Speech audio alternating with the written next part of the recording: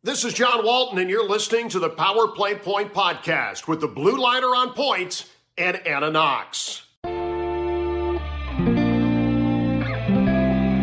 Here's Wilson, and on the right side, he scores!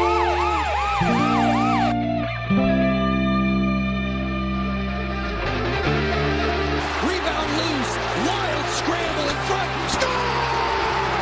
Ovechkin with a buzzer beater! It'll count! And a hat trick tonight, number 21,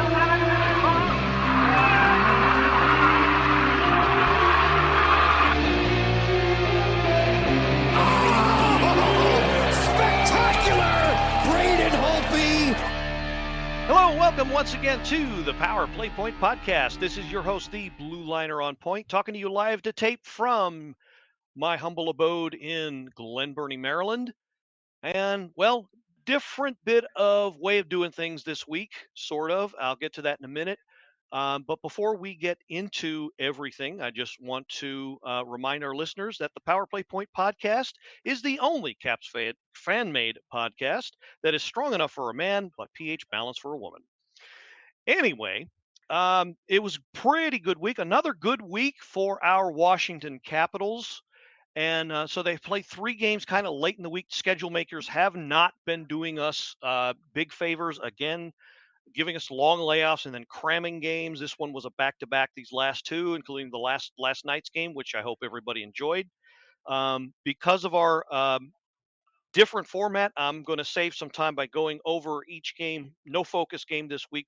Going to go over each game real fast. So the first one of those was this past Wednesday night. It was a 4-3 loss that ended the 5-game homestand at Capital One against the Florida Panthers. This was kind of a nice back and forth game, I thought. Anthony Mantha, of all people, had a pretty good game, got 2 goals in this one. Connor McMichael got another one that tied it in the second period. Mantha, unfortunately, would go down with an injury late in the game, and he is, I believe, at this time on the IR. So unfortunately, we might not be seeing him for a while, which is a shame because he was just looking like, to me, he was getting his game back in order. Evan Rodriguez tied it early in the third. And so they go to overtime, and 15 seconds in, Sam Reinhart ends it. Kind of a missed assignment by Evgeny Kuznetsov on his part. Why he was even out there, I don't know. And thus ended the game. Little bit of trivia here. If you can name the general manager that protested when they reinstated overtime, regular season overtime, that equated 5 minutes of overtime to 15 seconds of sex. Yes, that's an exact quote. You get, I don't know what kind of prize I have, but you win something because if you know that quote, then you really know your hockey history. So that was unfortunate, 4-3 loss. And then it was into the weekend. Next game was Friday on a New York, New Jersey back-to-back road trip. They go and play the Devils, and so the Devils kind of shorthanded. No Nico Hischier in this one, no Jack Hughes. But you don't have to be Kojak to know that with no Jack and no Hischier, they were still going to be a tough out. But surprisingly, the Caps played the Devils very well. It was a nice up-tempo game. Nicholas Aube-Kubel in his season debut, gets the game starter. Beck Malenstein follows him 15 seconds later. 15 seconds seems to be a thing. That's Caps jump out to a quick 2-0 lead about halfway through the first. Chase Vitek Vanacek from the net. And then next thing we know, Kuznetsov in the 6 minutes into the second gets the go-ahead, another go-ahead. That's turned out to be the game winner. Devils pressured in the end. They look pretty dangerous in the third, but then Kuznetsov gets another one late in the game to pretty much ice it. Again, nice up-tempo game. I thought the Caps matched the Devils' speed very well, and it looked pretty good. They look very good. And except I want to say for the last 7 or 8 minutes, when again the offense kind of fell off, shots on goal, production really started to fall off. That's a trend I'm not liking. But other than that, very good game. all around for the Caps. So last night's game, as I'm sure we all saw, a 4-1 win against the Islanders. No sense in flipping the script here. Is it pretty much the same script as the Jersey game? Caps kind of come out pretty quick. Ovechkin with his third. Nice one-timer to put it away for his third. It was Kuznetsov on the assist. Now, Islanders tied it really quick. Romanov with his first just before the end of the period. Usually a kind of a deflating goal if you get it in the last minute, the bizarro McNugget minute goal, as I like to call it. But then Caps pressured again. Yeah, so third and fourth line coming to life again. Nick Dowd, his first. Obey Kubel and Carlson on the assist on that one. And Alexei Protas with his first. Matt Phillips with a great behind the net play to get it out in front. And play was started by Connor McMichael, making it 3-1. And then the captain ices it with 3 seconds left to put it away. This one, I would say probably what I did not like was all of the shots that the defense let in on Hunter Shepard. 37, but kid seems to be able to handle it. And he was more than up to the task. And but you never want to let your defense make your goalie make more than 30, 32 shots or saves a game. So that would be my one big complaint about this one. But again, Caps played a nice up-tempo game on both ends. And again, without all the shots, it would have been a perfect game. But they played very, very well. I think everything's starting to gel as far as the overall game plan. All right, so that's the week that was. Sorry to go real fast about this one, but again, I mean, we all saw it was 2 nice games. Those 2 wins, followed the same script, which bodes well because I think if they stick to that game, they'll actually end up doing very well this season. So, all right, so let the cat out of the bag. Time to reveal what I've been hiding. So this has kind of been a bit of a long time coming. Now, about I want to say 50 or so episodes ago, we last did a roundtable, and it was actually with 4 other gentlemen. Unfortunately, one of them could not be with us this time around, but we have 3 out of those 4 come back to us again and discuss Caps hockey. We're kind of doing a 1-month, 12-plus game evaluation, as it were. So I'm going to go ahead and introduce them now, all loyal Caps fans and listeners of the show. So we will start with our lovely Luke Combs lookalike from Hazard County, Kentucky. Is that right there, Kasey? Perry County. Perry County. Yeah, Hazard is the city seed. So. Okay, so yeah, Hazard County, of course, is I think last year where they had the flood, the really bad flood. No, same area, Perry County. Oh, Hazard. Perry County too. Okay, yeah. The flood damage hit literally a football field from my house. Oh, good Lord. But sounds like you're doing okay, thank God. So it's Kasey Malone who's with us, and he is actually now not our lone Kentucky Caps fan anymore. We just picked up another one. In our Facebook group. I'll mention him kind of later on down the road. So Kasey's with us once again for a roundtable. Our second guest coming back for another roundtable, and he's kind of the initiator of things. He's likes to stir the pot and throw in some spice in there. He's a longtime fan of not only the Caps but of hockey in general. Started out in La Belle Province of Quebec as a Montreal Canadiens fan, starting out watching those great teams of Les Habitants in the 70s with Guy Lafleur, Steve Shutt, and Ken Dryden, and others, and Henri Richard as well. I don't want to leave out that legendary name. And so without further ado, let me introduce the Dutch treat himself, Willem Bagchus. Hey, how's it going, everybody? It's a pleasure to be back once again. I absolutely love this forum. Moved down 13 years ago and learned to love the Caps. Very easy team to love. There's so much to like about this hockey club. My hockey roots go deep. Being from Montreal in the first place, knowing how the people here in the DC area have embraced the Caps has just warmed my heart no end. But on top of that, also the vast variety of people who are Caps fans from all over the place. I mean, all over the world. And, we welcome all people from all walks of life in our forum, as long as we're respectful to each other. And that's what I love about this forum. Yes, we do, and again, that's one of the things we pride ourselves here on at the Power Play Point podcast. We have a wide open forum. If you want to discuss the Caps, you don't necessarily have to agree with me or Anna or Cheryl and Forster or any of our hosts or moderators. Now, you can put forth any opinion you like, as long as A, you can back it up with a reasonable amount of logic, and B, you are respectful of others' opinions and not resort to bullying or name calling or any of that jargon that makes for an unpleasant experience for the rest of us. So, Right.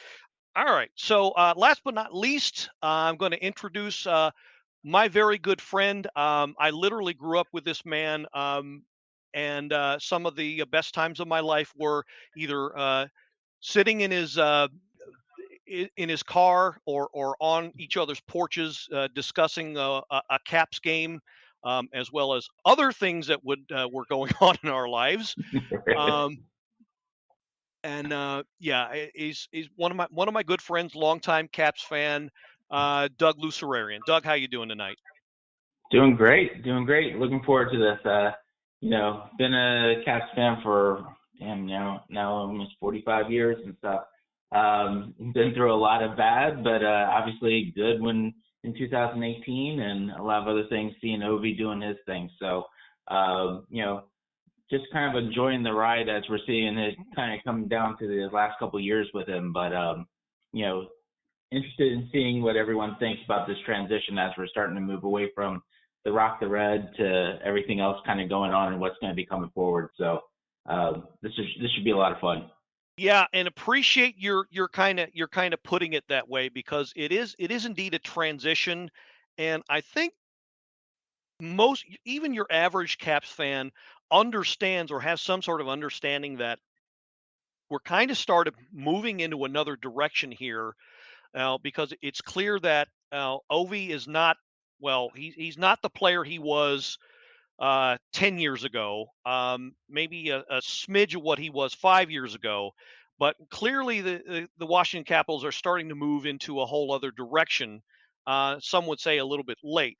But I have two main questions to kind of start off this second edition of the Roundtable. And I want either Doug or Willem to start, but we're going to actually, Willem, let's go ahead and have you start, because you're not shy about pointing out things that go right or wrong. So simply put, it's a two-parter. So what has gone wrong for this team in this edition, the 12 games that you've seen, and what has gone right? Wow, that's when someone tells me what's wrong with you, Willem, I ask them how much time have you got, and it's. I'll say this: I don't try to be just a complainer, especially on the site. I try to also point out where I see good, and also when I have a disagreement with like we have a couple key areas where we don't see things the same way, you, me, and Doug. But I do know that it's interesting to at least put the ideas forth and talk about them. And I'll own where I am, but I'm also open to changing my mind on things too. So, and I'll preface this by saying that I think among the four of us, we can agree that the Caps don't have just one problem. There's a great many of them, but in about 5 or 6 key areas. We talked about the defense. I think we can all agree the defense needs improvement. I think we can agree that our sticks are kind of cold. We need to score more goals. And we disagree as far as the goaltending is concerned, and also areas such as coaching. I'm going to lean on the goaltending more right now, just because last 2 seasons ago, all I heard the pundits talk about was our goaltending problem. I'm thinking, guys, we're not scoring goals. What are you talking about our goaltending? We had Vivek and we had Vitek and we had Sammy. And to me, they were just as good as any other goaltender in the NHL. I mean, they're pretty average goalies, but they weren't terrible. and they still aren't terrible. And Sammy's paying his penance. Poor guys got stuck in Toronto. As a Montrealer, I can say that. But as far as goaltending is concerned, they were pretty average. I didn't see any problem. What I saw problems with were lack of scoring. We had so much firepower. Now, there's also that other area talking about the age of our players, which is, Doug emphasizes that. You also alluded to that as well. And, there is some truth to that. There's elements of that there, but I don't think that's the problem. I think it's more the systems we're using. I heard somebody mention that last year Peter Laviolette had more or less lost the players, so to speak. And so, yeah, they weren't really following him. This has happened to other coaches that we've had as well. And if you're the best coach, if the players aren't buying in anymore, you're just not going to be effective. And a lot of the systems we do are based on coach's direction. I really was excited about getting Spencer Carberry in the first place to see what he could do, because he has a great track record. He's done some things, and there's some things that all the players are doing, such as the cradle then shoot, which gives the other goalies time to set up, which are hurting our scoring performance. But overall, I like to believe that he's going to adjust his system. So that's one area is leadership and coaching. The players, it's still the honeymoon phase right now, so they're still buying in to what he's saying. And if he treats the players with respect, they'll follow along with him. And I say this because a lot of the core team is still some of the same guys that we had back when Adam Oates was the coach. And he's a coach that tried to micromanage the players. And so you had really great players which were performing very poorly. Braden Holtby, Ovechkin, two notables right there. And then we acquired some amazing firepower like Oshie, and then Kuzi came into his own too. And, our sort of golden era, sort of the mid-2010s. And that was Trotz who brought that out in the players. But, as Doug will point out to me, we were down on Trotz for quite a while. Even in the 2017-18 season, it wasn't until late in the season that we started to catch fire, thank goodness. But I actually had met Trotz that season, and he told me what he was doing. And he was designing a team to beat the Penguins. And at any rate, I think age plays into it. I don't think it's really not as much of a factor as one might like to believe, because these players are still in top shape, and I think Ovi still has a lot left in him. I'm terribly sad to see Backy go, but, for health, this is after all a game, and that's entertainment. So, we don't want a person sacrificing their health just for me to enjoy a Saturday night. But, we've got Oshie, a player with so much heart. And even Carlson, people are plus and minus on him, but he's been doing well. And then we got some new younger guys who are doing great. People like Milano and Strome has been a real standout. And our goalies, Hunter Shepard, love the guy. Still needs to, warm up to the NHL a little bit. But on the whole, he's solid, in my opinion, that is. And Charlie Lindgren, love the guy. Kemper, I was disappointed with, because the guy just came off of the Stanley Cup, comes to our team, and I'm expecting to see great things from the guy, and suddenly it's what's happening, and I'm wondering whether that's coaching or not, because whereas on site you and I've spoken at length about, I'm one of the detractors, but I'm not the only one who's noticing that the guy's letting in some pretty easy goals.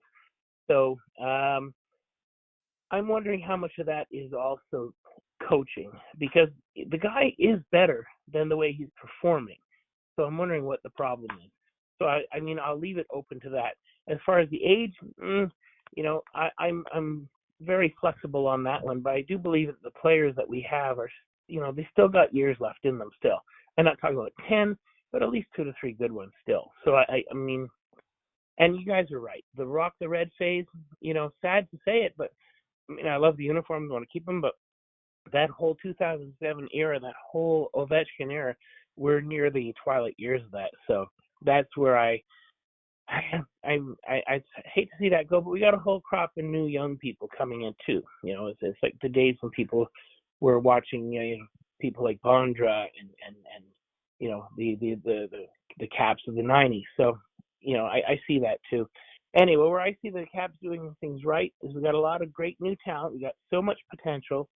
I think we got to just shoot more. I mean, not just cradle, shoot. Just keep shooting, and it's the usual shtick for me.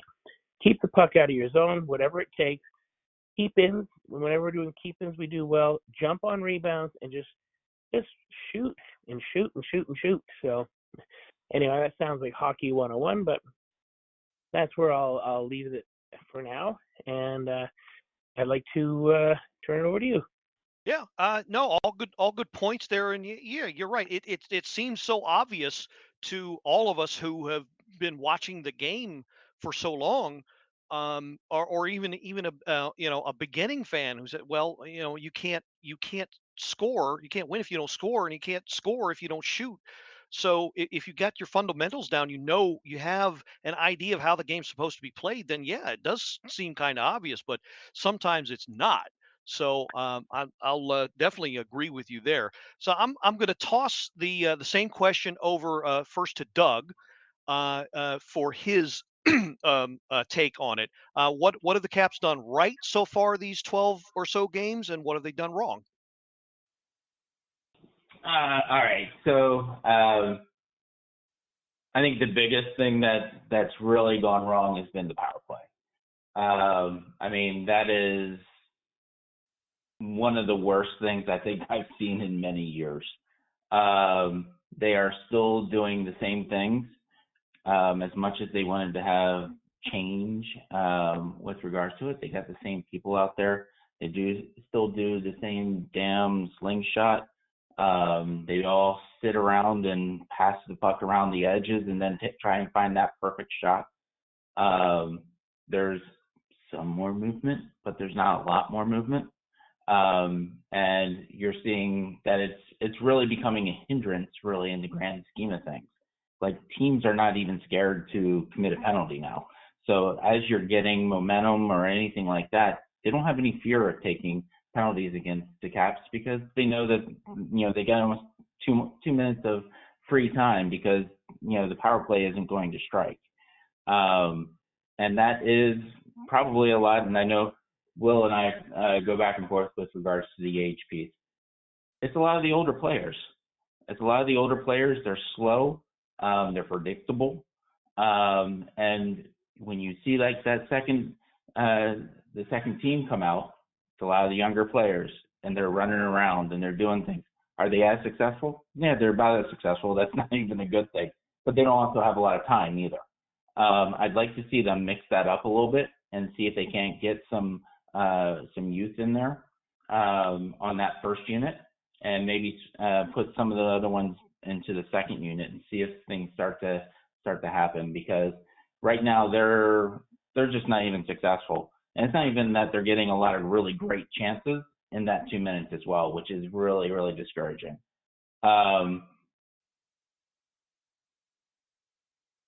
So what do you think they've done right? Maybe oh geez, I think we just lost Willem. No, I think we just lost Doug, actually. Yeah, darn. Yeah, it was Doug that fell off. Yeah, looks like Doug just fell off.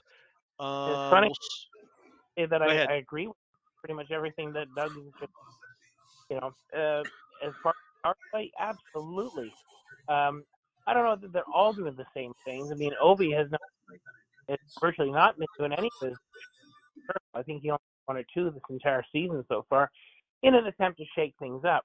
My big complaint about the power play is that they seem to slow down at the power play, and I think Doug made a huge point that teams are not afraid to foul us now because they know that it's just 2 minutes that they get fewer chances to score because we're not likely to cash in on the power play. So that's an angle that I hadn't considered. That is absolutely, I agree with them completely. So, and anyway, at the end, it's you got to. For me, I'd like to see them speed up. And another thing, I'm just harken back to the glory days of the Oilers. We don't see anybody sitting behind the net. You remember, like Wayne Gretzky used to do that. I don't know if there's new regulation against that or something, but we don't have anybody. Like Kasey would be perfect there, behind the net, keep the goalie guessing, and it's great for a snap pass and a one-timer. and that's one of the things that propelled the Oilers to their Stanley Cups way back when. Did that? Yeah, he and I are both on the same page with that slingshot. All it is a time waster. I think some consultant came up with it, and they got to do it by contract because I don't see any logic to it. I haven't seen anybody explain to me in a way that says, yeah, this is a great idea. And I see Montreal doing it too, and it drives me bananas. Anyway, I'll turn. I think we got Doug back, and I'd like to turn it back to him. I don't I don't see him yet. I'm gonna give it another half a minute. I just messaged him. If it's okay, I'll hop in and talk a little bit about the power play because Kasey, why don't we just flip the question over to you. Just go ahead and jump in with your answers to the question. What have you done wrong and right so far? I have two primary things that I see that are going wrong as far as like the team being out there and what's going on with them, and both has to do with scoring. It's how we look on the power play. We can harp on that to death here, and I'm sure that we'll talk about it more in a few moments because I have some insight on that just from some of the things that I've listened and I've heard Spencer Carberry himself actually do an interview with John Walton about, and I think it's something that we need to keep in mind what they're trying, and I think it's taken a while to implement, and so hopefully the power play will improve.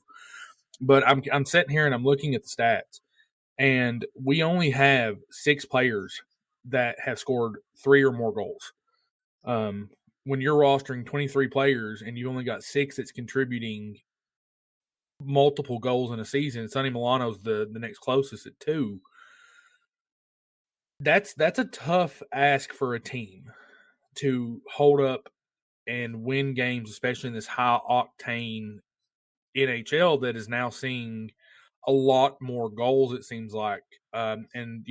All sports seem to be designing to go to where offense and scoring, all of that they're trying to push for that to become more prevalent. And I'm not sure how much hockey is actually doing that, but I do know that we're seeing, better scores. The game is adapting. Wayne Gretzky himself has talked about that. Now things are advancing, and what we see is that our team is not having a lot of people that are actually finding the back of the net.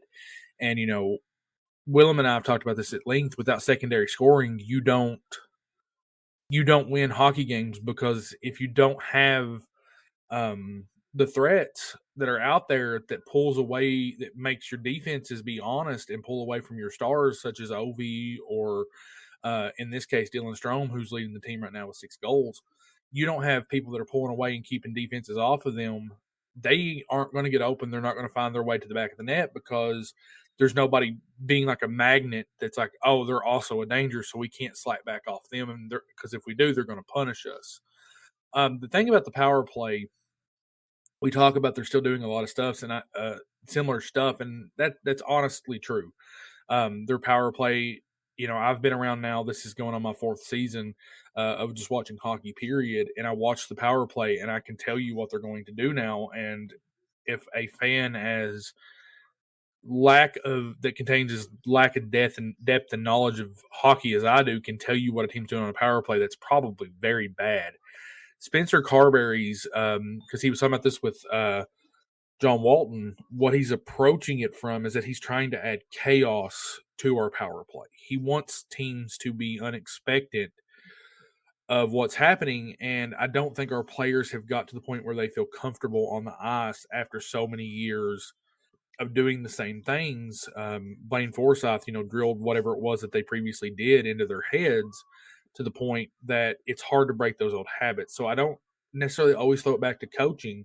It's also player execution. But I am seeing some things change. Like the other night, Ovi floated down and he was nearly at the goal. So like he could have got a tip in had anybody passed it to him, and they just didn't find the way to get the puck to him while he was standing by the goal.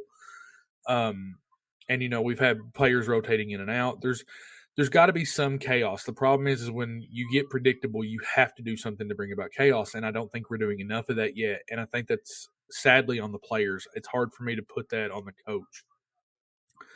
What I think is going well this year, I I will tell you this: this team still shows way more heart and fight than I think we give them credit for. We should not be where we are in the standings.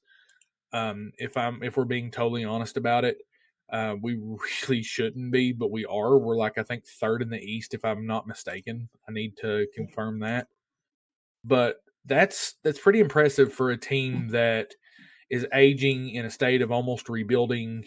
Yeah, we're third in the Metropolitan, which to me is quite impressive considering what we're sitting here talking about. Like, there's a lot of things that are in a way going wrong, but we're hanging in games that maybe we shouldn't be hanging in. We're still fighting in the Metropolitan Division to hang out, and we're only behind Carolina and New York, and we have 2 games in hand on Carolina, and most every team that's ahead of us that's in the Atlantic we have a game in hand on or more, and so we're still scrapping, and that's one of the things that I love about the Capitals, and I think that's always endeared me to them, is that I absolutely adore when a team has heart and they fight and they don't quit. Even whenever everything tells them that they should take a step back, that maybe they're not where they should be, our Caps are still out there and they're giving us everything they've got, night in and night out. All right, awesome. All good points, and not coincidentally, all stuff that I've noticed as well. Um, I don't really know what you can chalk that up to, but yeah, the attitude, if not the results, but the attitude on ice, especially late in games where if it's close, they do what they can to ensure victory or keep it close. So I do like that. I am seeing that as well. I think we got Doug back, and I don't know if he had a chance to kind of go into what he thought was going right with the team. So Doug, can you hear us? Yeah, I have Okay. no idea where it dropped off. So Okay, so yeah, you were going on about the power play, and yeah. I think you were kind of winding that up, and we kind of lost you. You're going into some other things that might have been going wrong with the team, but you said your big thing was the power play. So what would you say has gone right that you've seen so far? Yeah, I think I'd echo. I think Kasey, that was you. Is like the heart, of what you've seen, right? Like, this team should not be where it is right now, especially given how the youth is still coming along. It's great seeing Connor starting to step into that center spot, and he looked really, really strong last couple nights, which is great. But given the fact that, we still haven't really seen Ovi really hit that, getting going. We haven't seen Oshie do really virtually anything. Some of our big players haven't really gotten to the point where we expect them to be, and for them to be at where they are, that just shows the grit and the tenacity that this team has. And, so like, if there's that, it's right there. I think one of the other things is, if you look at Darcy is, been hit or miss, but I think we're seeing, like, the Hunters, the Charlies, those two, in the last 2 games have stepped up and played very, very well in that. If there is any kind of opportunity to give them more playing time, we should definitely be looking at them. So I'm liking what we're seeing with some of the youth that's coming up, some of the effort that they're giving, and our goalies that are I guess you'd call it backups right now, but I mean, they're playing very well in front of the defense or behind the defense. Yeah, great answers, guys. So my real fast take on, one thing that's definitely gone wrong, aside from the power play, is definitely the defense. Part of that you can say is the fluidity of the lineup. And the pairings. I don't think the coaching staff has quite figured out yet, and they're going to continue to have a hard time because now we've got all these injuries on the back line pairs, but I don't think they've nailed down which pairs are going to work well.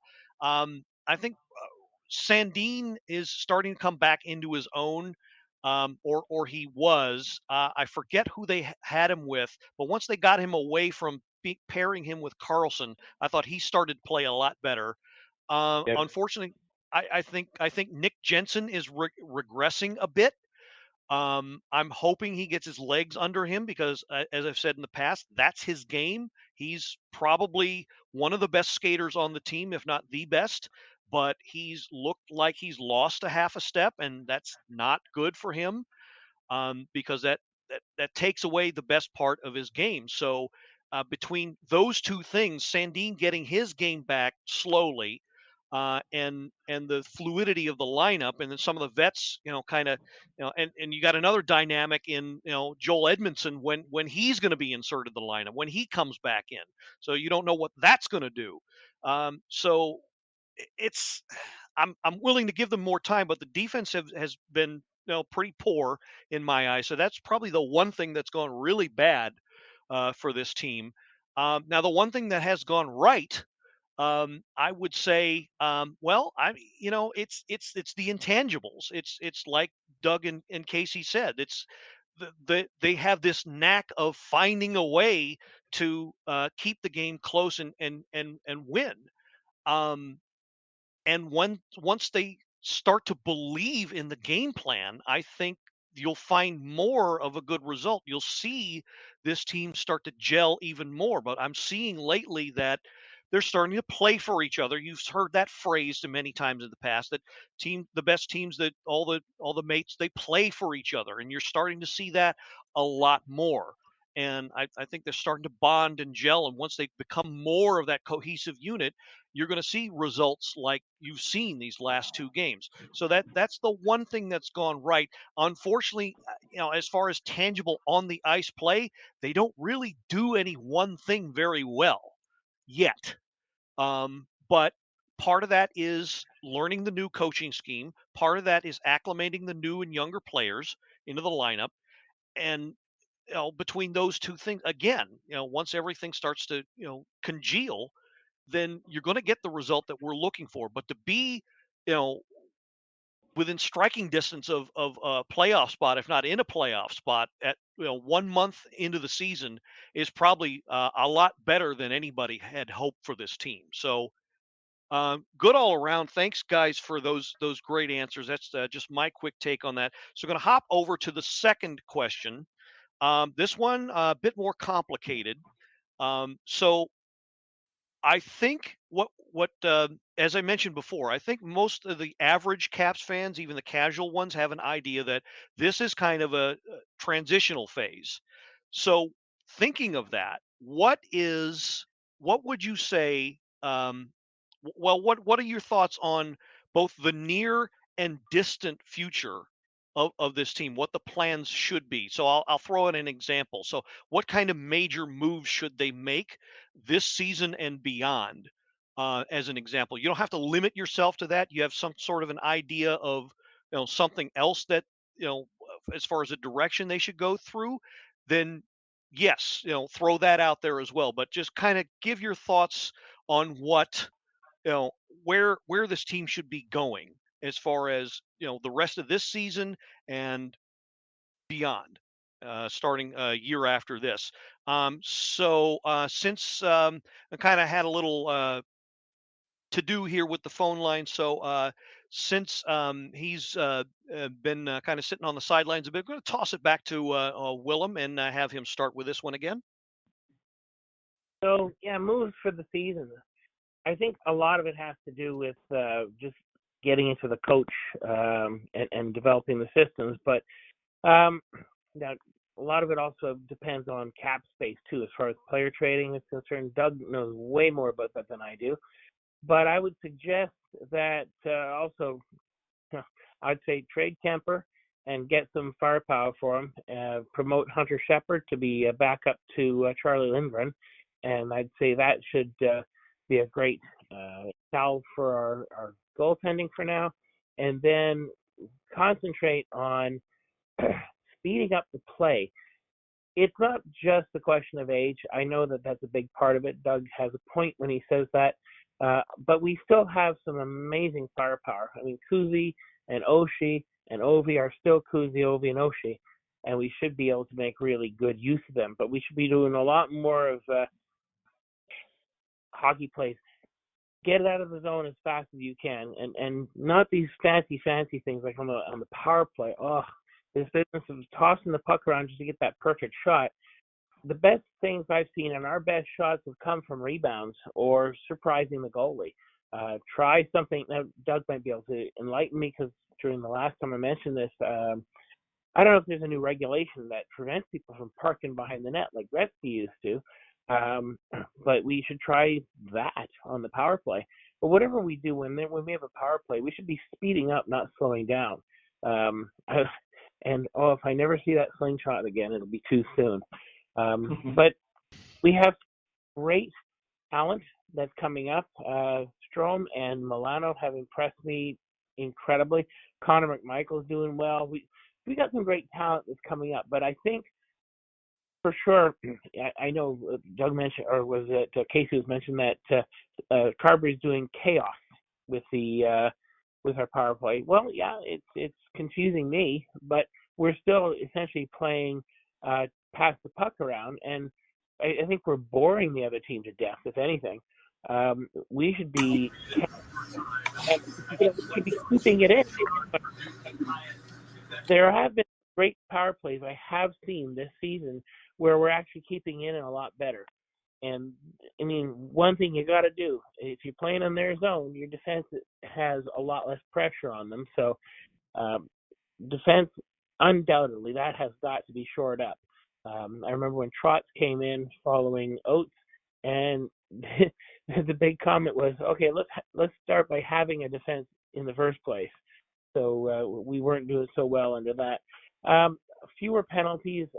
Under Oates, we saw a lot of stick penalties. It was just driving me bananas back then. I kind of saw a bit of a return to it now, and I think we should be taking fewer stick penalties because that's just hurting us. So a lot more clean play. The last 3 games, I've seen a lot cleaner play, and it's actually quite gratifying to see. And we're doing well that way as well. So one-on-one, we can beat the other teams. But we do have to hang on to the puck a little bit more and just, when we get to their zone, keep it in, shoot a lot more. Those are the big things that I see. As far as the talent pool is concerned, we have great talent. We just have to develop them a little bit better. And of all things, speed up. When I see them slowing down on the power play and going, what are you doing? You're just wasting time. I was at the game in Montreal, and I just saw them slow right down and going, that's really not going to do too well. So anyway, those are my thoughts on that. So Doug and I are not all that far apart, and Kasey has some amazing insights. So I'm really glad I got to hear that today.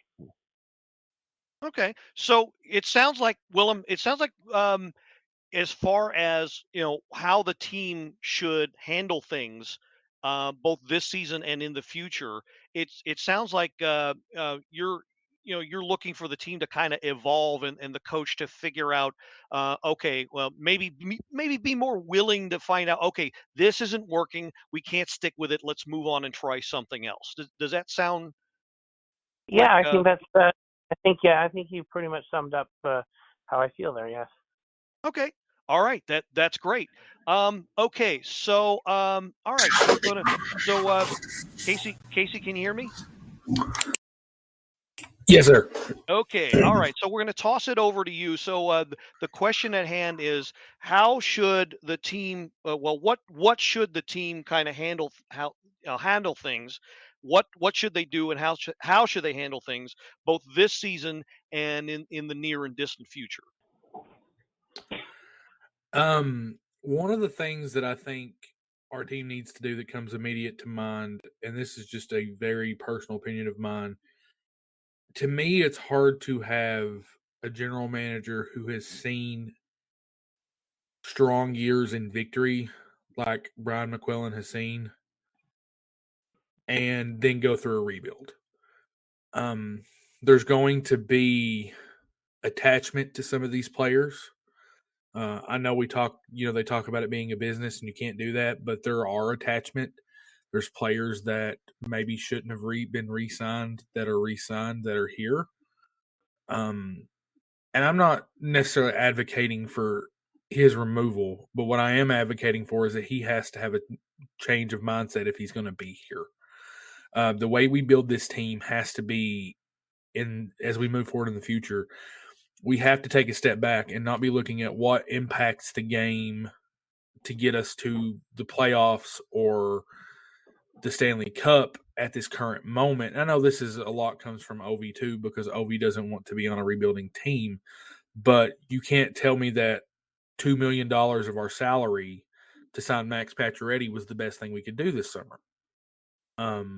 Because we haven't seen him play, but he's 34 years old. He's nearly as old or older than just about every other player on our team, and yet he's yet to play. And that was $2 million of cap space that we could have used somewhere for a young defenseman, which I'm looking at as something that we're pretty anemic in.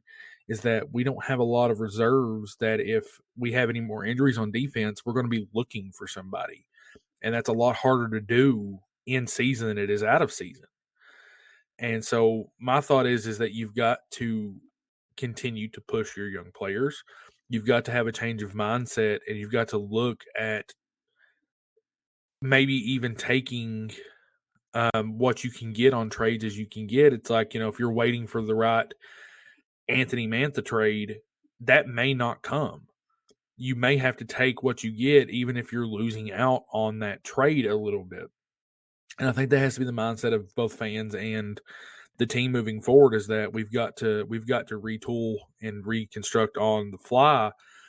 And because we put so many chips into the table for so many years to get us to the Stanley Cup, and every bit of it was worth it. And I know there's not a fan out there that would turn around and take any of it back. You have to look at it from the perspective of, well, we paid for what we got. Now we've got to pay the penance of the other side. And it's not pretty, and it's hard. And, I hate when people say things like this. It's like, oh, there's not a bigger fan of this than me, and that's why I have the right to say the other side. But there really isn't, I would say, a bigger TJ Oshie fan than I am. But I don't know that Oshie's time on the ice is best for the Caps anymore. And that's really hard to say.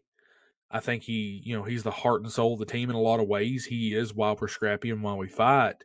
And he's a great mentor to a lot of these young guys, but there's got to be a place for him on this team that's not on the ice. And that's really tough to say. And that's what we've got to look at. We've got to look at players that maybe need to go or have a change of scenery or try something new. And I think that has to be the mindset of the team, is we can't keep looking at things the same way that we have for so long. And in a way, we've started that, but there's other things that we have to do to push us in that direction. And I think that's where the team really has to go for both the immediate and for the future. Because if we want to be good 4 or 5 years from now, our guys that are in Hershey and these guys that are young on our team, that will be led, in my opinion, by guys like Tom Wilson and Dylan Strome, they've got to play now, and they've got to be out there, and we have to be willing to let them make mistakes. We have to understand that, the younger guys aren't going to be world beaters, and they're going to have struggles. You're going to see guys like Hendricks Pierre go games and games where he may do things that hurt you, but you don't learn at the highest level, and you don't get better if you're not playing with the people that are better than you and you're challenging yourself every day. And I think that's something that we have to look at as a team. And so it's just, I want to see us challenge our young guys by letting them play as much as possible. And, I'm not totally against the idea that Willem brought up of, maybe it's time to move on from Darcy, but I don't know that anybody's going to take on a 3 more year contract after this one that's setting at a cap hit of 5.25. That's a really hard ask for someone that we're already complaining about is not giving production and is not doing what we want to do. So why is a team like, I'm looking at a team that may have a goalie issue that needs somebody, is like, let's think about Edmonton. They're looking for a goalie. Well, why would they go for Darcy if they can get somebody cheaper that's doing better? We talk and we say trade, and it happens a lot with Mantha. You got to think about what your return is, and if you want to trade a player so bad, everybody else in the league and all the rest of the fans are seeing the same things we're seeing. And so there's got to be some realism that comes from that too. So my whole, I guess what I hope for is perspective. And I think that's what the team needs is perspective, and they need that understanding that things can't continue to be the same as what they've been. Great points, and I think that's what that speaks to the heart of a lot of the complaints that some have had about this team. That maybe there are some of the players that we've hung on to maybe a bit longer than we should have, and ultimately I think that's what doomed teams like the Chicago Blackhawks. Even after they built their dynasty, look what happened to them. They went straight into the toilet, because they hung on to those three older players for so long, and they pretty much wound up playing themselves all out of the league. All three of them are out of the league. Duncan Keith, I don't know that he's still playing. Jonathan Toews is pretty much retired. Patrick Kane, nobody wants him. He's supposed to be talking to some players, teams rather, so I hear. But the three of them are out of the league, and it's because they literally played themselves out of roster spots for so long. And so I think you have a point there, Kasey, because I didn't want to see the Caps do that, but to an extent, a lesser extent, I think they did do that. But all great points there. So Doug, we'll wind up this question with you. So once again, how should the Caps handle things both this season and going forward after this season's over? Yeah, so I mean, like, I probably echo a lot of what Kasey was saying, but I'd probably take it a step further. And like the problems really started happening. I mean, if you even go back to 2016, 2017, Brian McClellan was basically saying like the window was closing, right? And lo and behold, lightning strikes. Lightning in a bottle. We get to the Stanley Cup. We win the Stanley Cup. Awesome. We were all celebrating down in DC for the parade and everything. It was amazing. It was probably one of the best things. I mean, after 40 plus years, right? To finally have that happen for the Caps. And, I think a lot of the nostalgia of that and the belief that these players are still the same players that they were back in 2017, 18, 19 is still like in a lot of people's heads. And, you give contracts to somebody like, and I love Backstrom, but Backstrom was not worth $10 million when they re-signed him. Oshie, at this point in time, and like Kasey, like you were saying, I love him. He's heart and soul type of guy, but is his $5.75 million really carrying the weight on the team? There's got to be some almost like emotionalist type decisions that are going to have to be made. That you take a look at, what do you see this team being in the next 2 to 3 years? Where do you see them being? What players do you see still being here at that point in time, right? And Darcy, Oshie you might be able to get something for Oshie. I think Darcy's going to be a tough one to probably get any kind of value on. You're not going to get anything for Matha, so it's probably like this year he becomes a UFA. After this year, you just let him walk. Addition by subtraction, because now you have $5 million plus to sit there and play with to try and bring somebody else in. And if he's not in your plans or anybody else's, as tough as it may be, and Gil, you and I have gone back and forth over the course of the last couple of years about whether Carlson's value is such that we could actually get something more in a trade than what we get from him. He's playing really well this year, and it might be an opportunity to actually get something for him if you don't see him as part of your long-term plans. I think the biggest thing is, we have a lot of top-end salary that is tied to players who were great, but not necessarily great right now. And we've got to be very diligent in terms of how we move forward with giving contracts to some of our players We have some RFAs coming up that we have to pay. And we got to be very emotionless on some of these contracts that are higher up. And if we can get something for him, whether it be a Kuzi, whether it be an Oshie, whether it be a Carlson, like you were talking about Jensen in terms of him regressing, if you can get something for him, that's another $4 million saved, and we might be able to go and get somebody else that's younger and faster and maybe more talented at this point in time. But again, it's all about what do you see this team being in the next 2 to 3 years, not in the next 1 to 2. Yeah, so that very last part, and okay, so my take on this, obviously, that very last part is the absolute key, is the absolute utmost that the organization has to keep in mind. And my fear is that they're going to let the results of this year kind of sway them into thinking that, okay, maybe the long term isn't what we should focus on, maybe the short term. I think they're going to delude themselves into thinking, oh, you know what, we've got a contender now, when the truth is they need to build a contender for not now, not even next year, but year after next is probably should be their target year if they want to do right by everybody. And yeah, okay, reality dictates, yes, you have to involve Ovi somehow, but that third year, he's going to be, I don't know if that's the last year of his contract or the year before, but I think the way things are stacking up, if they play their cards right, that's going to be the year everything is going to start to stack up, because after next year you will have 1 year hopefully of and I was talking about this on another podcast a little while ago, but you'll have at least 1 year of maybe Ivan Miroshnichenko and some of the other younger guys.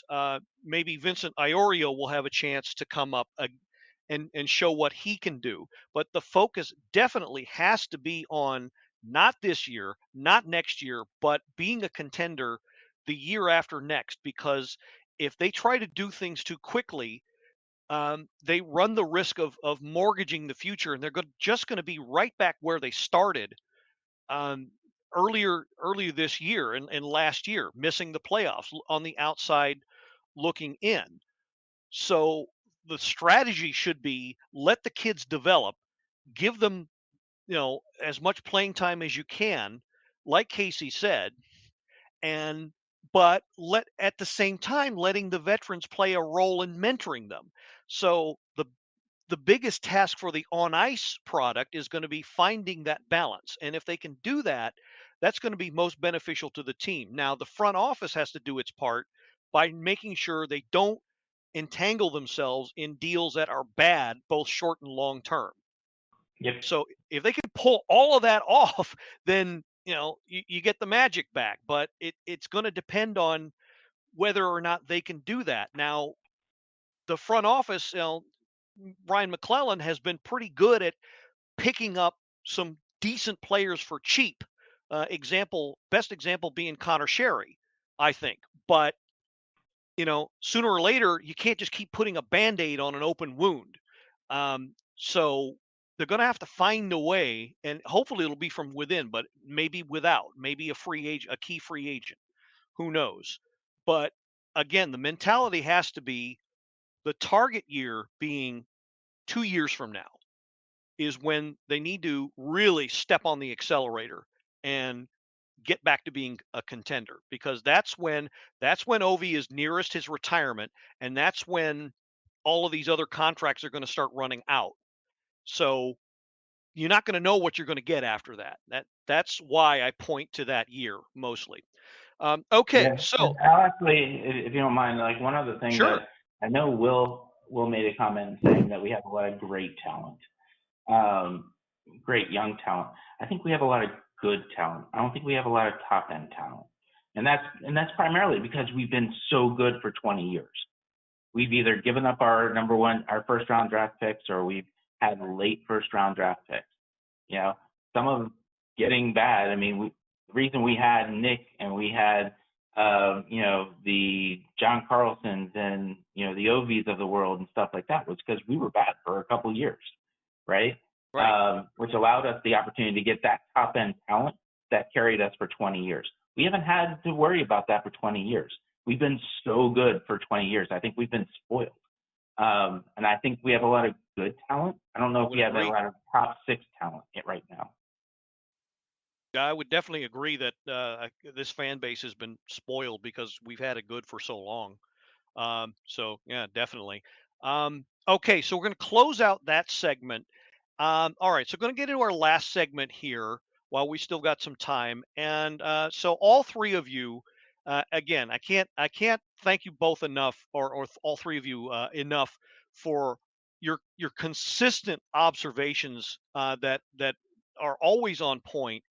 And I know it's already come out. I'm hearing in all three of you, but I know each of you has kind of a pet peeve or something that is top of mind when you see this team, or just something maybe that you've wanted to get out there that maybe we haven't discussed in depth. So I'm going to start by throwing this to Kasey. And it doesn't necessarily have to pertain about this to this season, but maybe about the Caps in general. But is there something like that's top of mind for you that you want to throw out there and kind of put in as a discussion point? I am absolutely annoyed to no end, and it is my biggest pet peeve, that we differentiate as fans from player to player so much that we're willing to give passes to certain players and not to others. And I'm particularly meaning for the goalies. Since I've been a fan, it's been a very consistent goalie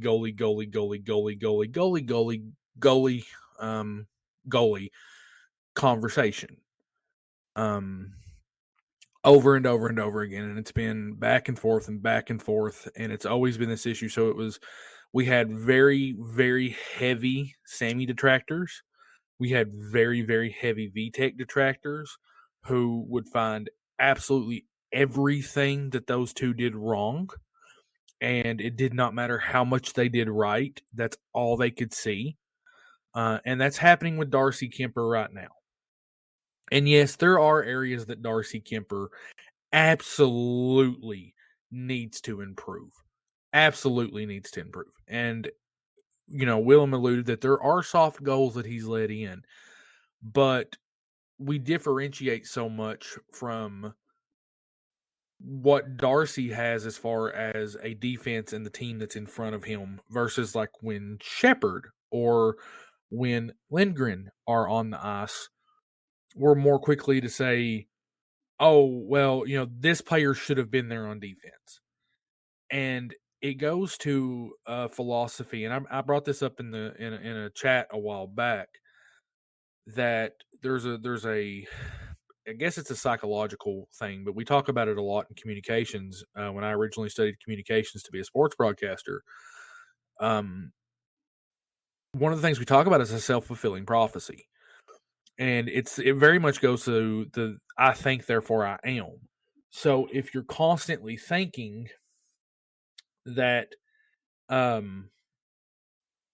this player is going to be bad and they're going to make mistakes, and you're going to catch their mistakes, you're going to find everything they do wrong, and it's going to cause you to not accept the alternatives. You're not going to see their good points. You're going to be so aggravated at the negatives that you're not seeing the good. And I guess that's my discussion point for you guys, is when we look at Darcy, Gil brought up immediately at the start of the podcast that when your goalkeeper is seeing about 30-ish shots a night, it's almost nearly too much on them.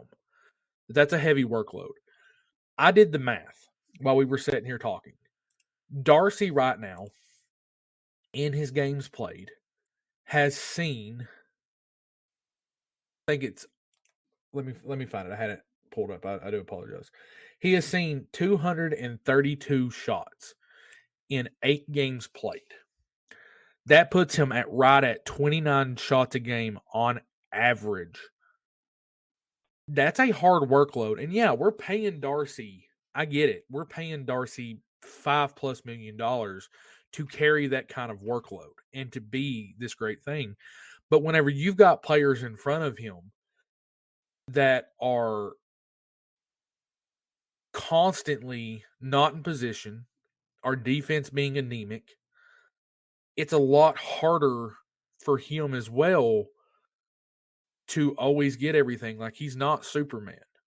He's not perfect. And neither are Charlie Lindgren or Hunter Shepard. And I have a feeling and a suspicion that if they played in some of those games that Darcy played in, I don't know that the result would be that much different. And would we be sitting here and being as critical about them as we are about Darcy? And maybe we shouldn't be, because their cap hit is actually lower, so it's not hurting you nearly as much as far as money goes. But that's something that has to be considered, and I don't know that enough fans consider that. So I guess pet peeve of mine is we don't look at the big picture enough, especially when it comes to our goalies. And when we were dealing with the one with Sammy and Vitek, a decision had to be made, and unfortunately both players went. And I don't know that was totally the team letting them both walk. I think they might have had it too, because you hear about, and Willem's ears are about to bleed, but you hear about the Toronto media. Players leave from Toronto because they can't handle the media or the fans. And in a way, did we do that to Vitek, and did we do that to Sammy? And is it possible that we're back in a place where we're doing that to Darcy? Good points. Thoughts, guys? Anybody Well, if jump in? you're opening that to me there, Kasey, as far as Toronto's concerned, I'll open up with my usual detracting from Toronto because it's Toronto. But your point is very well made as far as we might be doing the same thing. I mean, fans are fans, right? We and I'm going to take money out of the discussion because, otherwise we're talking about people being paid millions of dollars to play what amounts to a kid's game. Just the game itself, because it is entertainment after all. But fans are fans. We want to see our team do well. And Toronto, and I have a history with Montreal and Toronto particularly because Montreal has the same thing. They put on the uniform and suddenly they're expected to perform at a particular level. And we didn't have that here in DC when it came down. People put on the Caps jersey, and we're just grateful for the good games that we get for the most part. So your point's well made. The other thing is you made 2 points at the same time too. One of which was we should be a lot more even, look for the good as well as the bad. I try to do my best with that. Don't always succeed, but you are right when you say that. Although a lot of it seems a lot of making excuses for Darcy's play. And I'll explain what I mean when I say that. Okay, so let's cast aside the whole, the goalie problem that never existed the way I say it. People said we had a goalie problem. Okay, so we addressed this thing. If you're going to get a new goalie, who are we going to get? Well, hey, this guy just won the Stanley Cup. Seems to be the best candidate. So we get this guy in, and, I'm not expecting the guy to be Vladislav Tretiak, but I expect him to be a lot better than the way he performed. Now, what we've seen him do, and it's not just raw stats. Doug mentioned earlier something about being dispassionate and just looking at raw numbers. And I would suggest in the past I might have agreed with that, and this is across the board, except for you got to put some emotion into it because this is really a game about emotions too. Not every shot is created equal. And, Hunter Shepard, for instance, the last game, he played an amazing game, and then he made like a glaring mistake behind the net. And, wide open net, they just put that in, they just put that in. Okay, that's an easy rookie mistake. But when it came to the hard shots or breakaways or scrums around the net, he stood tall and he's solid. When I see Darcy, like for instance, that overtime goal that came through, I mean, that, and the one in Montreal, which I saw, and I'm going, what? Wait, what? Those are easy shots. And I remember I was in a session there with Mitch Korn talking about if you're a goalie and the guy's taking a shot from practically the blue line, almost every goalie in NHL is expected to stop that. So soft goals are a problem.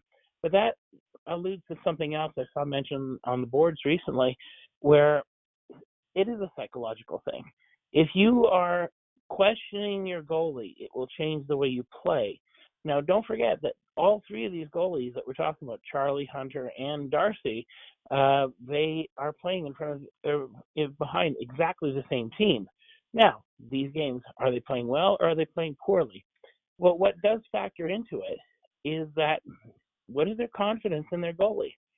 And now, Darcy, coming off winning a Stanley Cup, I expected more out of him than a Hunter Shepard, who just came up out of the minor leagues with a great record, mind you. But that's why I'm disappointed in him. I mean, I want to see him succeed. I want to believe so bad. And then he'll just, oh man, that was a soft one, Darcy. So I want to believe. I'm ready to jump on his bandwagon any day now. I see him letting us down far too frequently. Yeah, Charlie's had a bad game. And Hunter's had a second period where he let 4 straight in. I'm going, oh boy, you know. So yeah, I think Kasey, your other point about are we getting too hard on Darcy here in DC, like people leave Toronto, like you pointed out. Maybe you got something there too. So, but the reason I'm down on Darcy is mainly because I expected so much more, and I'm not going to put it squarely on his shoulders simply because I do know that a good percentage of that is probably in how they're coaching him. Because I remember distinctly when I first saw Braden Holtby play in 2012 under Dale Hunter, he reminded me of Steve Penny, a goalie in Montreal who just completely set Montreal on fire with passion in 1984 playoffs when Montreal had no business going anywhere in the playoffs. And we took the New York Islanders in their heyday deep into the third round.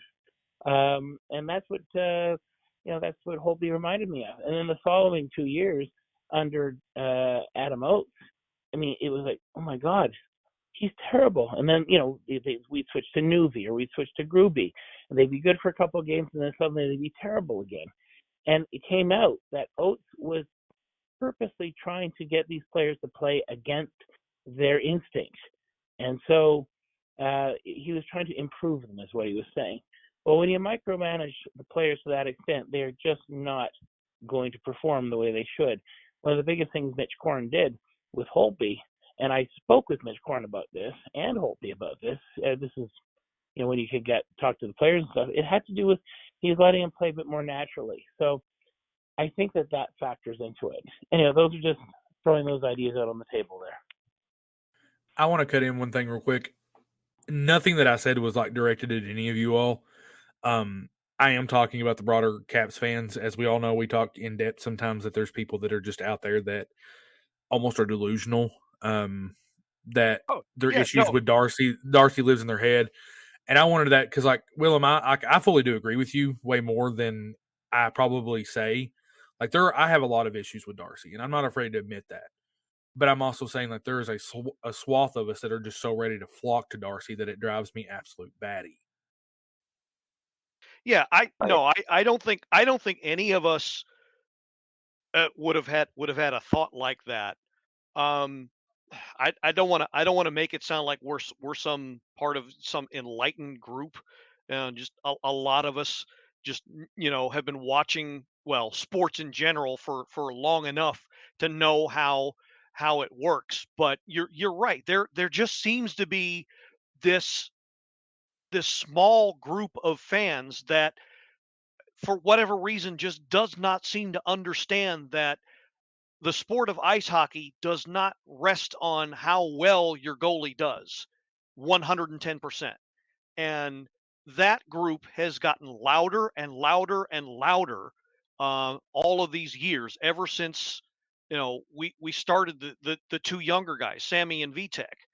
And I don't know why people seem to think that should make for an informed opinion, but it's gotten to the point where there's one or two people, and I pointed this out in our internal chat group. There's one person in particular that injects himself into any argument. It doesn't matter if it started about the goalies. This particular argument started about what happened under Coach Laviolette and all the injuries. And there was this person that insisted that, oh no, that had nothing to do with that. That had everything to do with Darcy's play. So I think that level of insanity is what my problem is with all of that. Now, getting back to a little more to reality based, is Darcy responsible for some pretty soft goals? Oh, you betcha. I'm not blind to that. I've been a supporter of his from day one. I'll admit to that. But has he not played up to his best? No, far from it. And I'm not going to make any excuses for him either. But I had high expectations for him too. Um, as far as the whole home work life thing, maybe again, and Kasey mentioned perspective. Well, how's this for perspective? Ka Darcy is in his early 30s, and he just had his first child.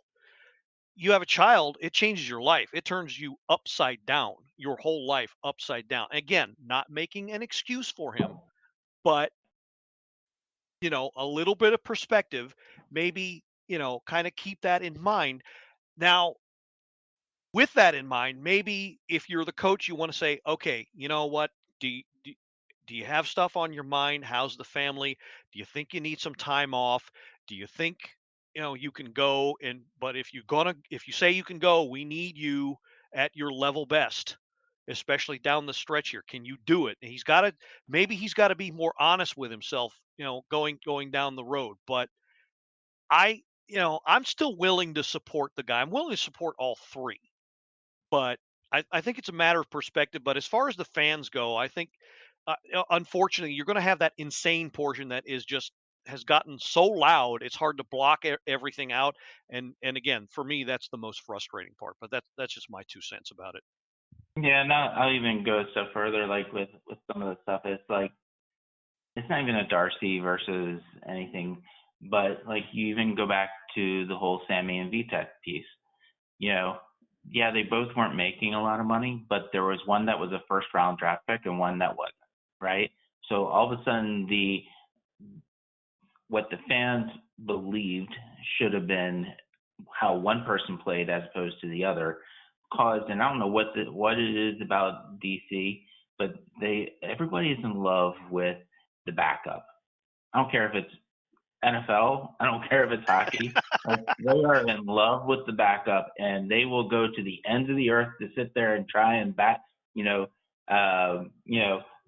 backup to a certain degree with stats that yeah. Don't get me wrong. I mean, like Darcy. The reason people are looking at Charlie and Hunter is because probably to a certain degree they are playing a little bit better this year than Darcy is. Small sample size for all three. And has Darcy let in a couple of softies? Yes, he has. But they also look at it and say, well, Charlie's making like 1 million and Darcy's making 5 million. So Darcy should be 5 times better than Charlie, and stuff like that. So, there is that psychological piece to it that when players get a much bigger contract, there's more expected of them. And when they aren't performing better than their backups, then people start to think, well, maybe the backup should be now the starter. But the fact of the matter is Charlie's only played X amount of games. They might have figured out a hole in Darcy's game right now because he's played for so many games throughout the years. I mean, I've been able to figure out something on Charlie just yet or Hunter. Give it time and maybe they will. And then we'll be talking about something different with those two. You just simply don't know. So there's definitely that psychological piece that comes into it in terms of some people who either are a high draft pick or somebody who has made a lot of money. There's much more expected of them than somebody who's necessarily the backup. So, Kasey, to your point with like the psychological piece, yes, definitely. I think that's something that's very valid. Okay.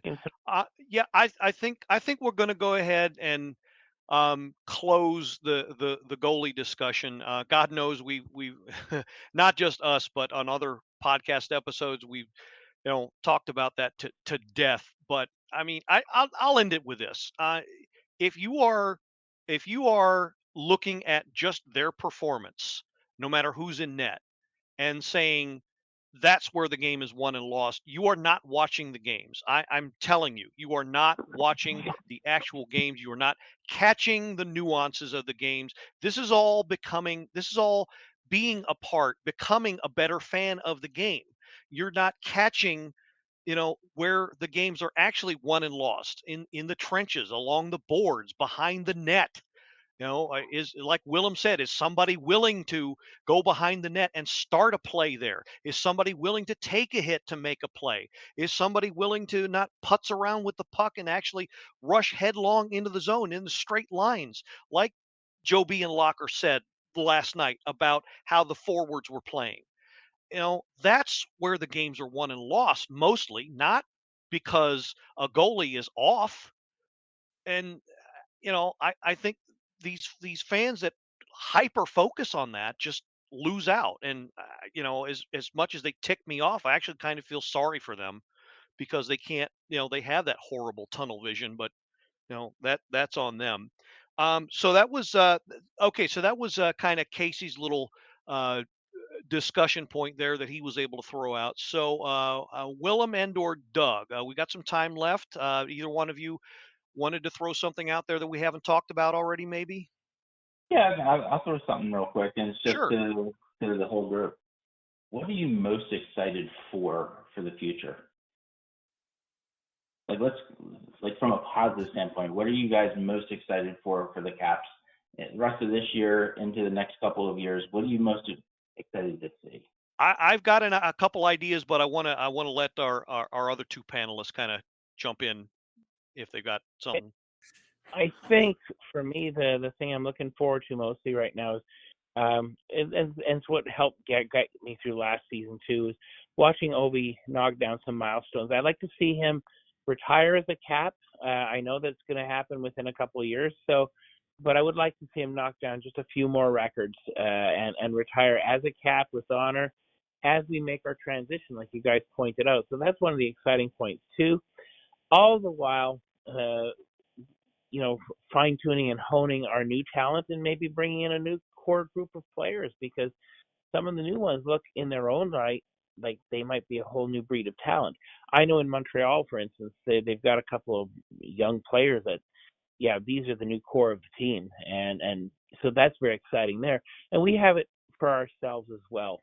So and the last thing just to throw there, I know Kasey, you weren't mentioning anything directed at us specifically, and I completely agree with the entire group here as far as fans, being a little bit too volatile, or you're angry, so you just say angry stuff. It is, after all, a form of entertainment at the end of the day. And if you can see the good in it and enjoy the game for what it is, and that's every play in every way, then you're going to get a lot more out of this game, win or lose. When I came down here from Montreal, the last Cup Montreal won was 1993, and there was a whole bunch of years where I just stopped watching them after they got real bad for a long time. And when I came down here, I started watching the Caps, and it was a much better team than their reputation had it. When it came down, Montrealers would talk about the so-called lowly Caps, and I go, wait a minute. And then I read Ted Starkey's book about Red Rising to see about the rebuild that happened at the beginning of the 2000s, and now there's this whole era of a really great contender team, which I'm glad I'm a fan of.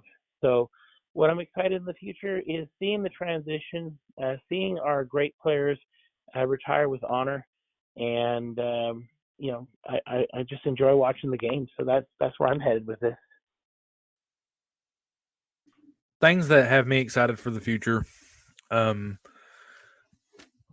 and outside of just Obi, because how could you not be excited for the possibility of getting to witness a historical event like that and greatness at all cost? It's amazing. But I'll tell you what has me excited is prospects. And I know Willem mentioned Montreal and their prospects. And I'm telling you right now, I'd give my kidney and several other vital organs and years of paychecks if we could find a way to acquire Cole Caulfield, because I love that young man. probably one of my favorite players in the league currently. But it's what I'm considering a new core. There's certain players that I look at and I'm like, okay, I think that we've got something with a certain group of players. And I'm sorry if you guys hear Kingsley. He's down here at my feet and he's Pets are kinda always welcome. rambunctious. Yeah. But I look at Tom Wilson, and I look at Dylan Strome, and I look at, for me, I know he hasn't been super great thus far this season, but he is better than most of what we got in Sonny Milano, Connor, Hendricks LaPierre. Those guys right now, and I even consider Rasmussen and Dean in this. To me, that's a new core.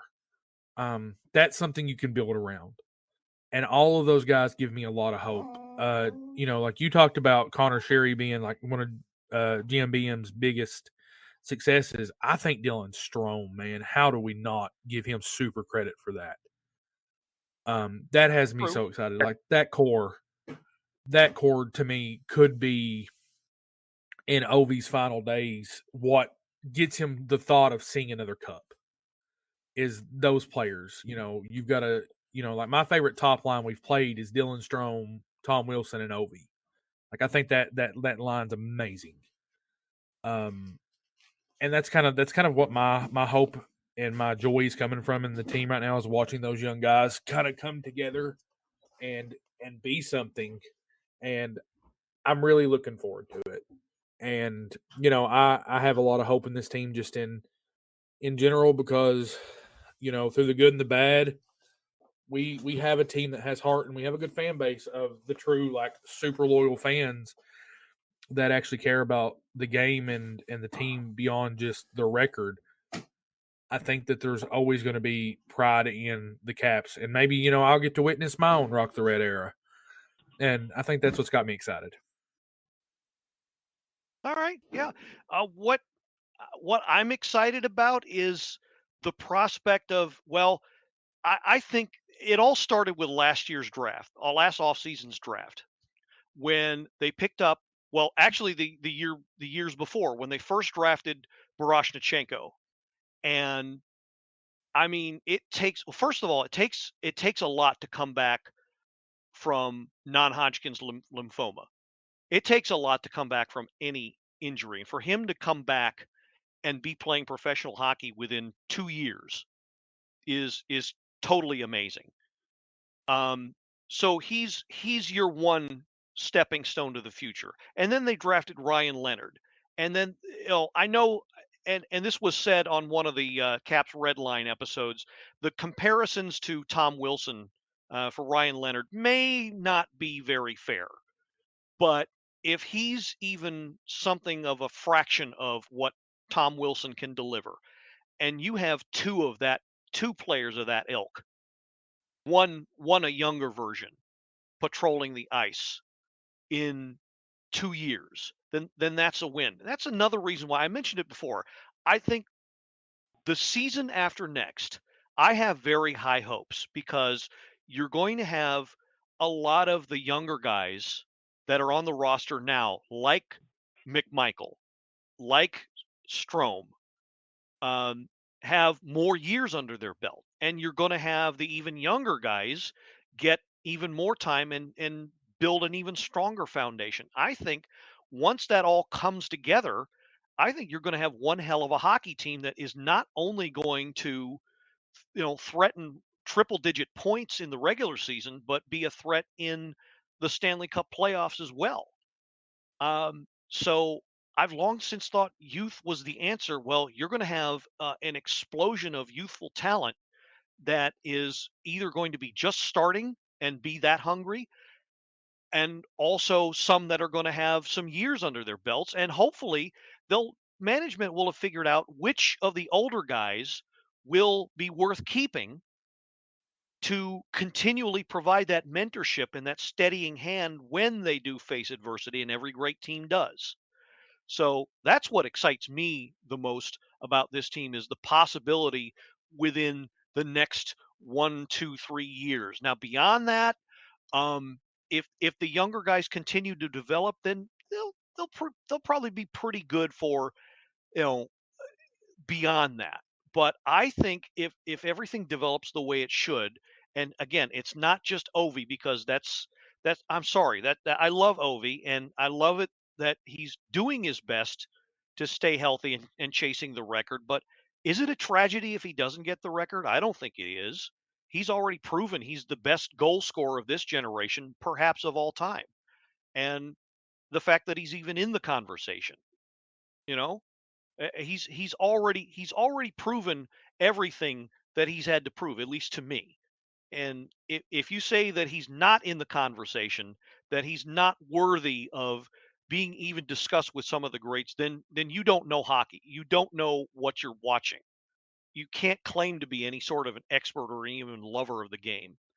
But it's not just for Ovi that I'm excited, even though it coincides. This all coincides with his, the remaining, years of his career. Um, but I think he would be the perfect mentor for these younger guys. And I think, again, once they come all together in what I'm expecting to be the next 2 seasons, then I'm very excited. That really excites me for what they all can do together.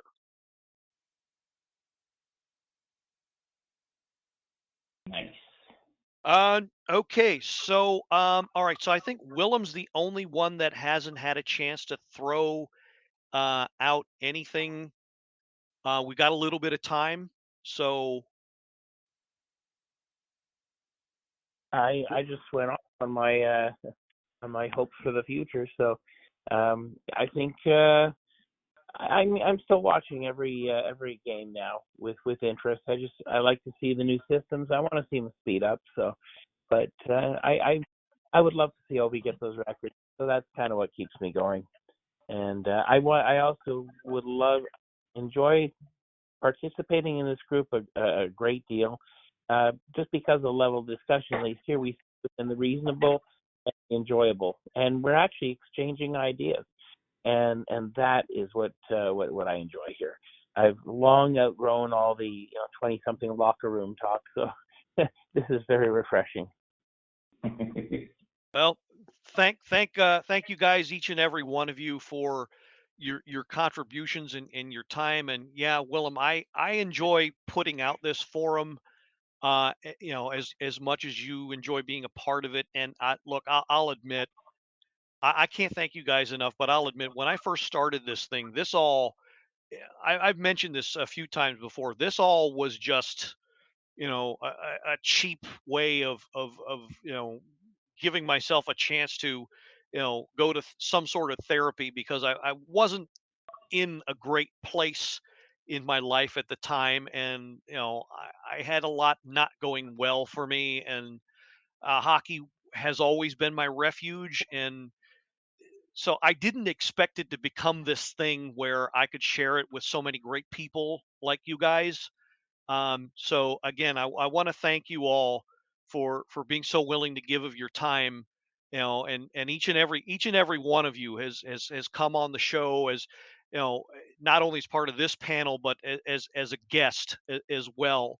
And sometimes it's hard to get somebody to give up their Sunday night, because there's so many things they'd rather be doing. But when it comes down to it, it's not just the fact that we love this team so much. It's people like you that make this all so special. So I just want to thank all three of you once again.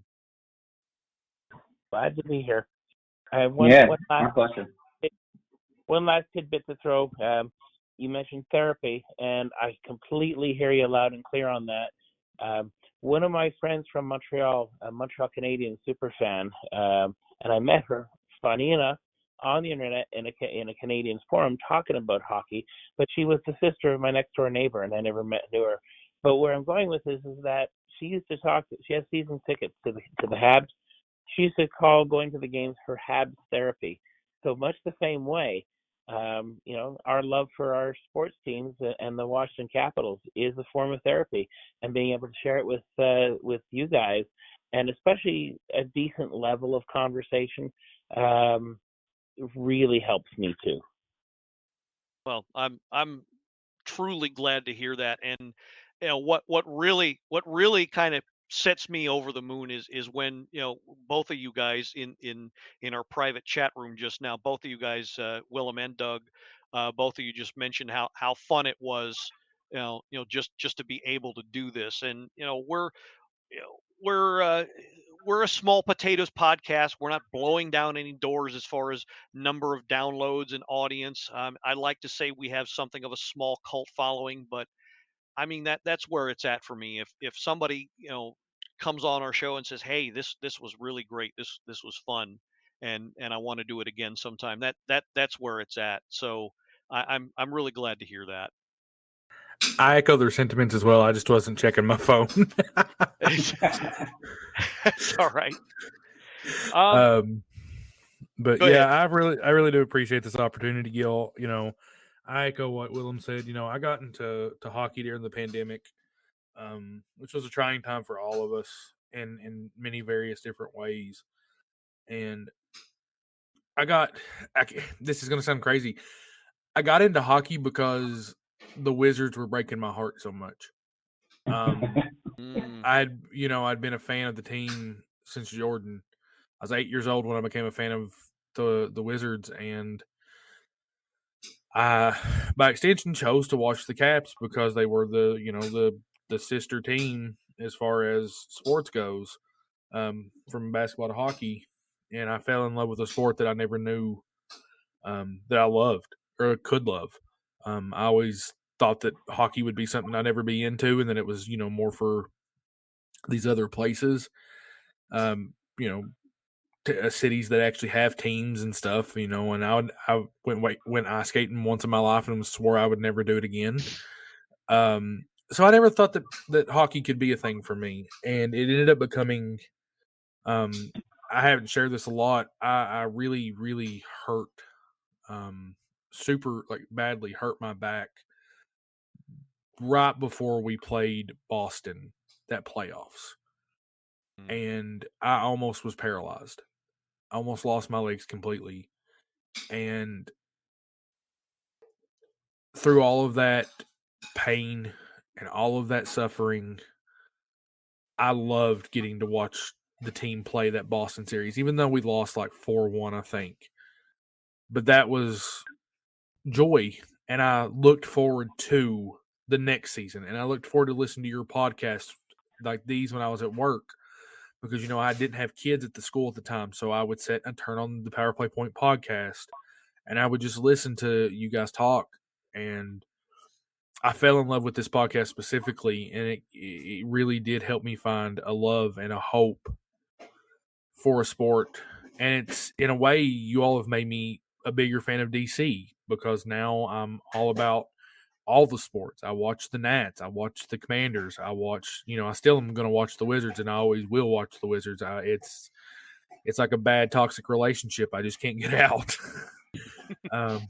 But I'm thankful, and I'm thankful for this opportunity to be here with you guys tonight, and it's been great. And I really do appreciate all of you on this opportunity. And we appreciate you, Kasey, and thanks so much for those kind words. I had no idea we meant that to you, but I'm I'm just I'm completely flushed when at you're saying that because I had no idea. But thank you so much, and I like to think that's one of the reasons we keep going here. Um, all right, so I think this is a good place to stop. I think the four of us could go probably on and on, into the wee hours of the morning, discussing this team. But I think I'd like to think anyway. We threw out some ideas for you on the other side of the speakers, the earbuds, what have you. Uh, you know, if you have any ideas about this team, and if there was something that you didn't hear that you wish we did talk about, then we have an open door policy on the show, and you can have your say. If you have a Sunday evening open or whatever day works for you, you are welcome to come on the show and be a guest and talk to us about it and air your concerns or your or your praises or whatever's top of mind about this team that we love so much. So just going to offer this one preview. They play the Caps do. They play the Golden Knights on Tuesday.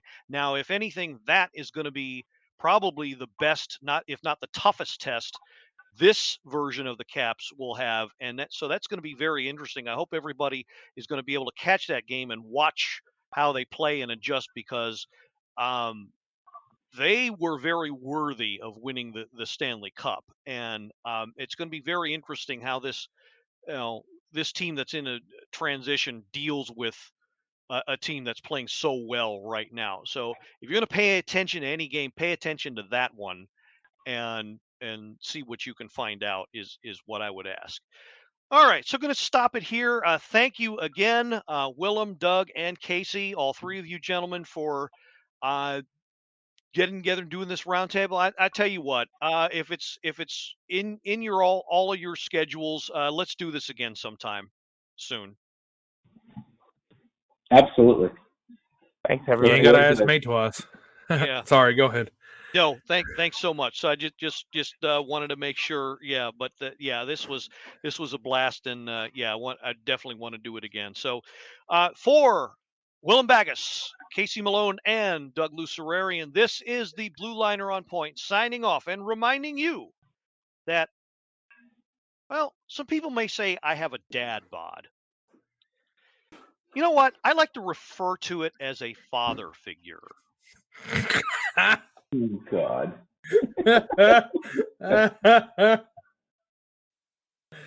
Hallelujah, and let's go Caps. Go Caps. Let's go, Caps. This has been another episode of the Power Play Point Podcast. All episodes are available from Apple Podcasts, the Podbean app, blueliner77.podbean.com, and now available from Stitcher. Music by Joe McAllister, voiceover by Jeffrey Conkle.